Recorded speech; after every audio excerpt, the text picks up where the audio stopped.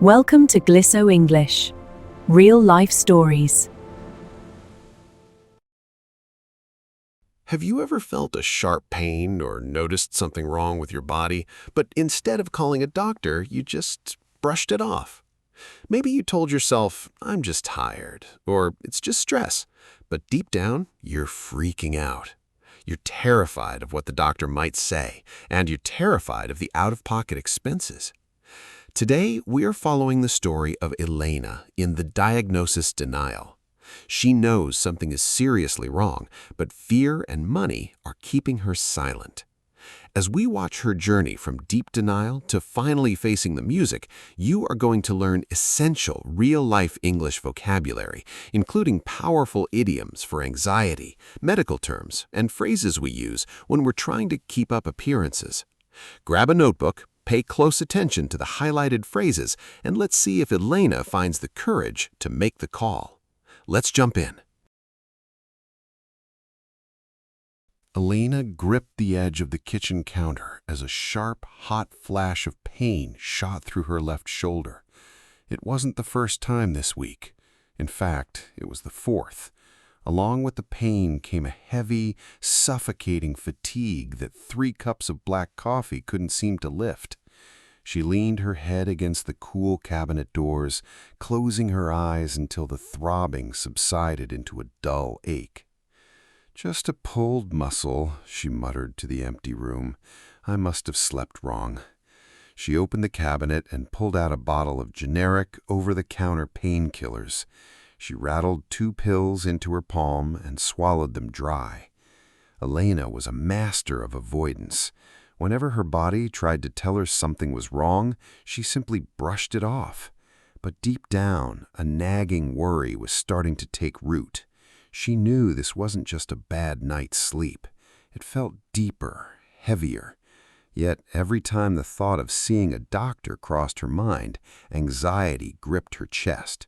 She didn't have the time, she certainly didn't have the money for out-of-pocket expenses, and more than anything, she was terrified of the truth. Footsteps echoed down the hallway. It was her roommate, Sarah. Instantly, Elena dropped the medicine bottle into her purse and straightened her posture, forcing a bright, cheerful smile onto her face. "Morning," Elena said, her voice sounding hollow to her own ears. "Ready for a busy day?" She was determined to keep up appearances, no matter how much it hurt.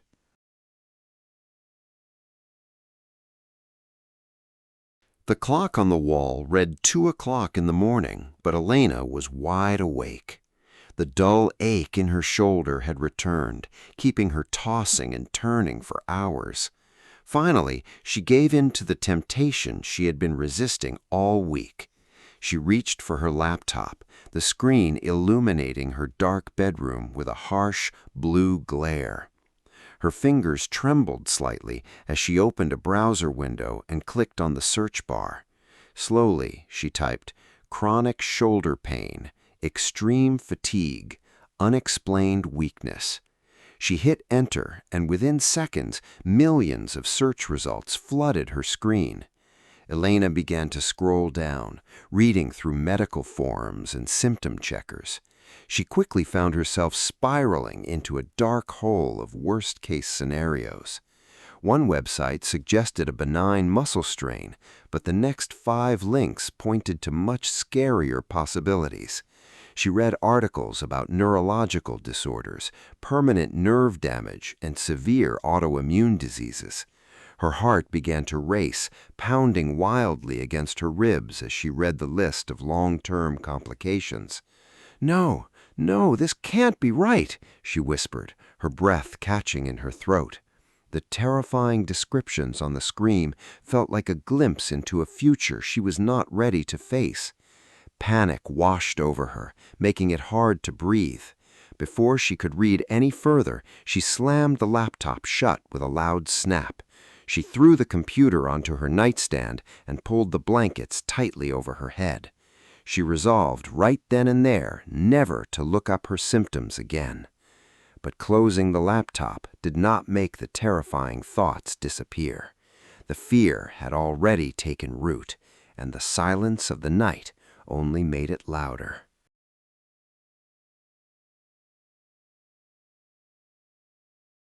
A stack of white envelopes sat on the kitchen table, waiting for Elena. It was the first day of the month, which meant it was time to face her finances. She sat down with a heavy sigh and opened her banking app on her phone. The number on the screen made her stomach drop. After paying rent, buying groceries, and covering her utilities, there was barely anything left. She picked up the first envelope, which was a notice about a recent increase in her health insurance premium. Even with insurance, a single visit to a specialist would require a massive copayment. She knew that if the doctor ordered expensive tests, like an MRI or blood work, she would be responsible for the rest. Elena rubbed her aching shoulder, feeling a different kind of pain, the economic kind. "I just can't afford to be sick right now," she muttered, staring at the numbers. She calculated that one medical emergency could completely wipe out her small savings account. She was already stretching every dollar just to make ends meet each month. The thought of going into medical debt was almost as terrifying as the physical illness itself. She convinced herself that ignoring the symptoms was the only logical choice for her wallet. If she didn't get a formal diagnosis, then she wouldn't have to pay for expensive treatments. She neatly stacked the bills, pushed them to the corner of the table, and stood up. She decided she would simply work harder and focus on her job to earn more money. But her body was sending a very different message, and money could not buy her out of the truth.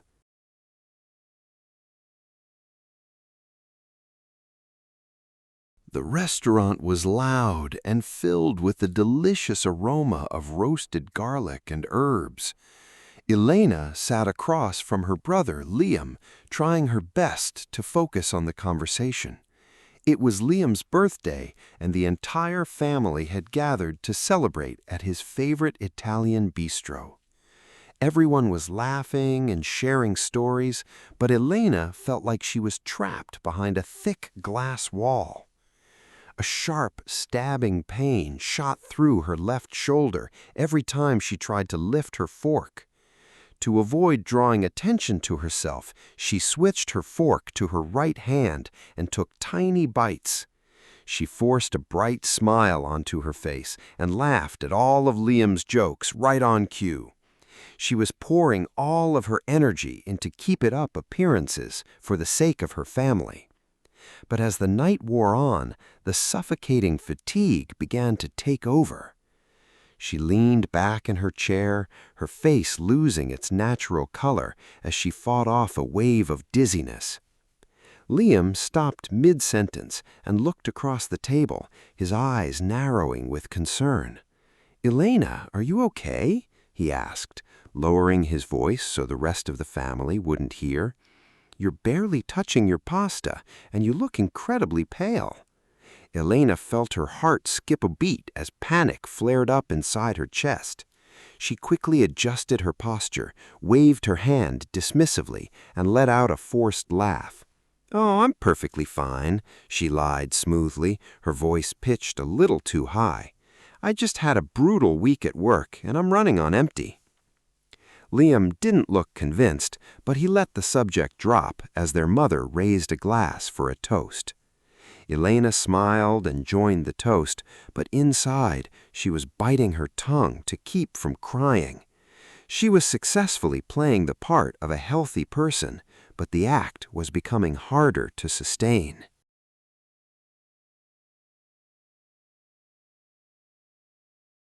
Elena stood at the front of the conference room, holding a black marker in her right hand.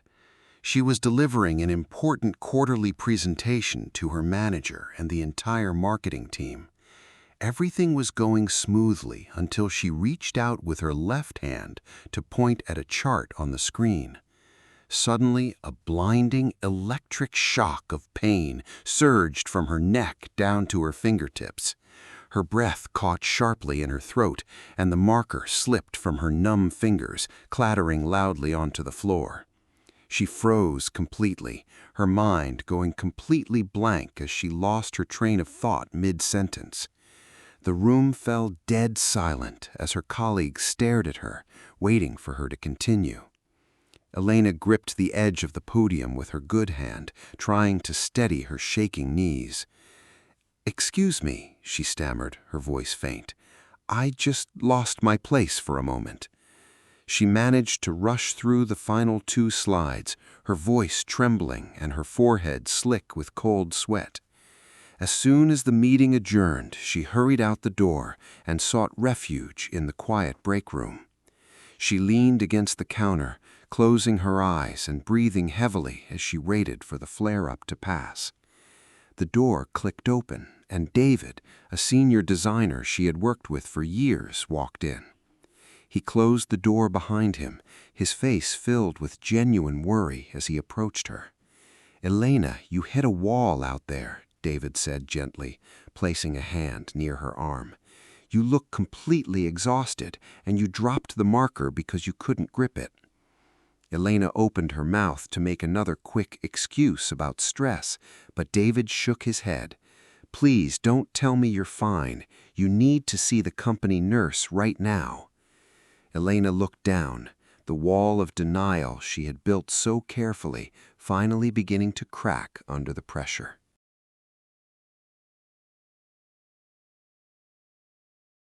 Elena arrived home that evening feeling entirely drained, both physically and emotionally. She unlocked the apartment door, looking forward to nothing but a dark room and sleep. Instead, she walked into the living room and found her best friend, Marcus, sitting on the couch.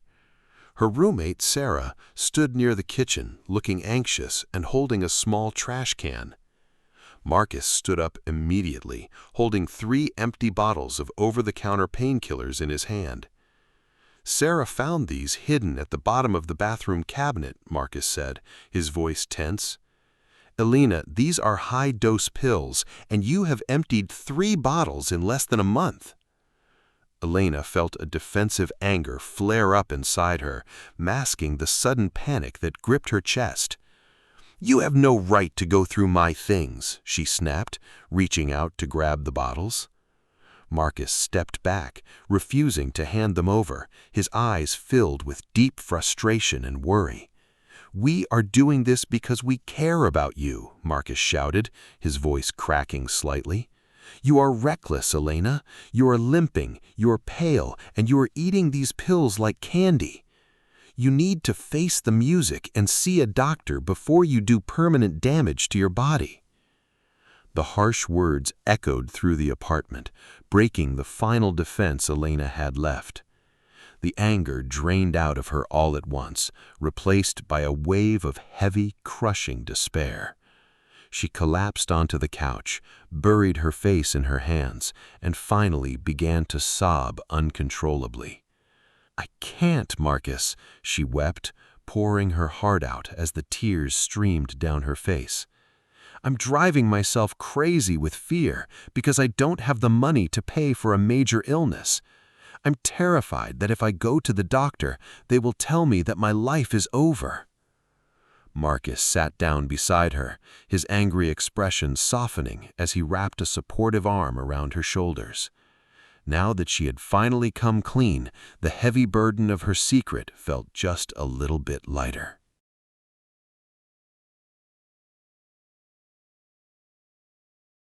The next morning, the living room was quiet, except for the low hum of the refrigerator. Elena sat at the kitchen table, staring intently at her smartphone lying face up on the wood. Marcus sat right next to her, holding a warm mug of tea and offering a calm, reassuring smile. He pushed the phone a few inches closer to her hand, giving her the silent encouragement she needed. "You can do this, Elena," Marcus said softly. "I will be right here the whole time." Her hands shook visibly as she picked up the device and tapped the screen to unlock it. She pulled up the contact information for the local medical clinic that David had recommended.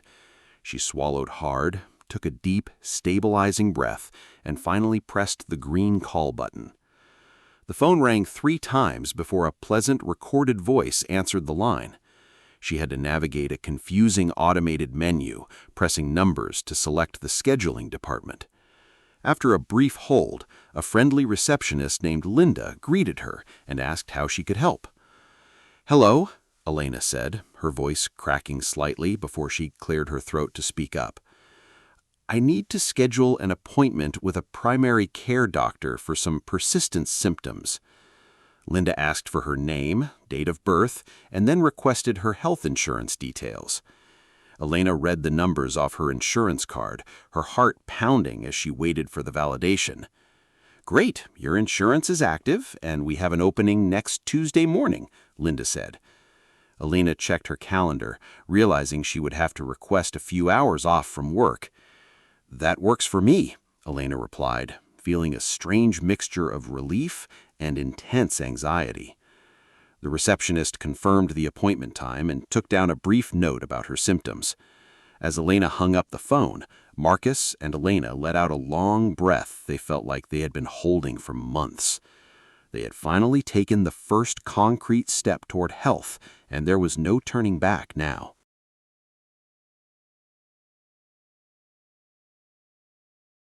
The clinic waiting room was brightly lit, smelling faintly of rubbing alcohol and cheap lavender soap. Elena sat in a stiff plastic chair in the corner, clutching her purse tightly against her stomach. Marcus sat to her right, flipping through a ragged travel magazine to pass the time. Every tick of the large clock on the wall sounded amplified, echoing like a heartbeat in Elena's ears. Time seemed to be dragging on forever as she waited for her name to be called.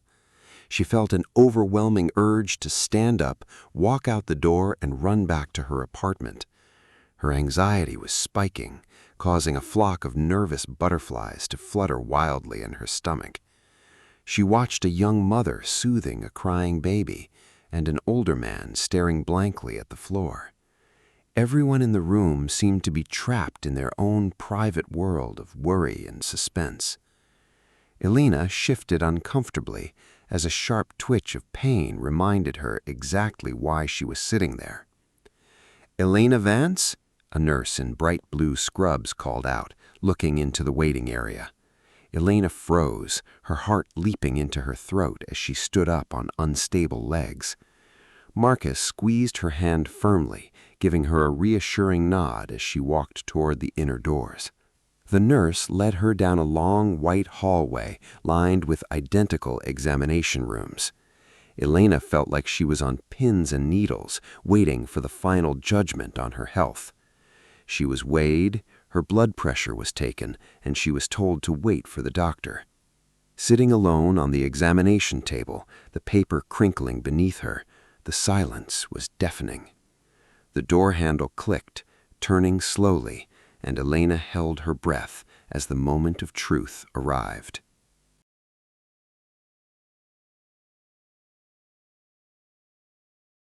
Dr. Vance walked into the room holding a digital tablet and wearing a warm, professional smile. Elena sat up straight on the examination table, her hands clenched tightly in her lap as she braced for the worst. The doctor sat down on a rolling stool, looked at Elena kindly, and opened her medical chart. "Elena, I have reviewed your blood work, your physical exam results, and the x-rays we took," Dr. Vance began. Elena felt her breath catch in her throat, the intense suspense making her chest feel tight. "The good news is that you are not facing a fatal or permanent neurological disease," the doctor said gently. "However, you do have a severe case of advanced bursitis, which is an inflammation of the fluid-filled sacs in your shoulder. Combined with severe vitamin deficiencies and extreme physical exhaustion, your body is essentially crying out for help." Elena listened as the doctor explained the comprehensive treatment plan, which included physical therapy and targeted medication. The realization that her condition was completely treatable hit her like a physical wave. A massive weight was instantly lifted off her shoulders, and she let out a long, shaky breath of pure relief. The terrifying monster she had created in her own mind during those late-night searches was so much bigger than reality. "We caught this before any permanent joint damage occurred," Dr. Vance added, typing notes into the system. But you must promise me to stop masking the pain with over-the-counter pills and actually rest." Elena nodded quickly, tears of gratitude welling up in her eyes as she looked at the doctor. She realized that the truth, no matter how intimidating it seemed, was infinitely better than the prison of denial.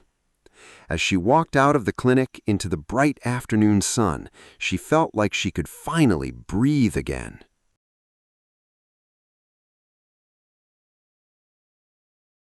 "3 months had passed since Elena's fateful visit to the clinic, and the morning sun was warming the kitchen. Elena stood by the counter, effortlessly lifting a heavy ceramic mug of coffee with her left hand. The sharp electric jolts of pain were completely gone, replaced by a comfortable, steady strength.